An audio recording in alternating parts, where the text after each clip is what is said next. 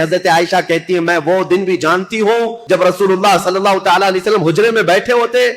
کئی لوگ آتے، حضور اسی طرح لیٹے رہتے، جب عثمان آتے تو حضور اپنی تہبند صحیح کر لیتے تھے۔ حضرت عائشہ کہتی ہیں میں گواہ ہوں، اور میں پوچھتی یا رسول اللہ عثمان کے آنے پر اپنی تہبند آپ پیر سے نیچے تک کرتے ہیں اور اٹھ کر بیٹھتے ہیں، کیوں ایسا؟ حضرت عثمان کے متعلق حضور نے فرمایا اے عائشہ کیا میں اس سے حیا نہ کروں جس سے اللہ کے فرشتے حیا کرتے ہیں؟ اللہ کے فرشتے جس سے حیا کرتے ہیں۔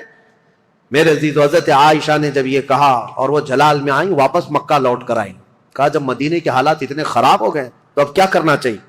مکہ والوں کو جمع کر کے حضرت عائشہ نے ایک خطبہ دیا، اور اس خطبے میں آپ نے یہی فرمایا کہ عثمان بن عفان خلیفہ اسلام تھے، خلیفہ برحق تھے، ان کا قتل پورے اسلام کے لیے کلنک ہے، اس کا بدلہ تو لینا ہوگا، قصاص ضروری ہے،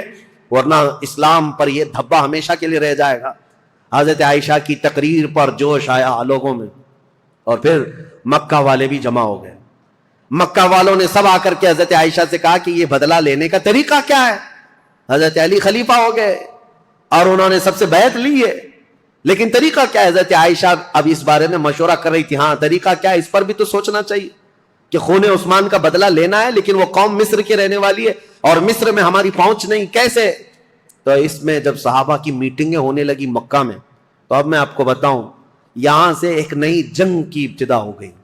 حضرت عائشہ اپنی اونٹنی پر سوار ہو کر، پہلے لوگوں نے کہا کہ ملک شام چلتے ہیں، امیر معاویہ نے بھی خون کے بدلے کا اعلان کیا،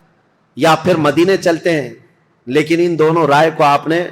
حضرت عائشہ صدیقہ نے چھوڑ دیا اور بصرہ کی طرف آپ روانہ ہو گئیں۔ بصرہ عراق کا ایک شہر ہے۔ اس بیچ میں کئی ایسے محتاط صحابہ ہیں جو اس جنگ میں شامل نہیں ہوئے۔ حضرت عائشہ جب جانے لگیں، کیونکہ میٹنگیں اتنی ہو گئی تھیں، اور جب لوگ یہ کہنے لگے کہ یہ بدلہ لینا تو خلیفہ وقت کا کام ہے، تو حضرت علی اس وقت بدلہ قصاص لینے پر تیار نہیں تھے، یا یہ فرما رہے تھے کہ ابھی اس قوم سے ہمارا پالا نہیں ہے، یا اس قوم پر ہمارا قابو نہیں ہے، ہم بعد میں بدلہ لیں گے، لیکن یہ مطالبہ شدت اختیار کر گیا۔ اب حضرت علی کو مدینے میں بھی آ کر خبر پہنچ گئی کہ حضرت عائشہ لوگوں میں جمع ہو گئی، اور انہوں نے خون عثمان کا قصاص لینے کا اعلان کر دیا،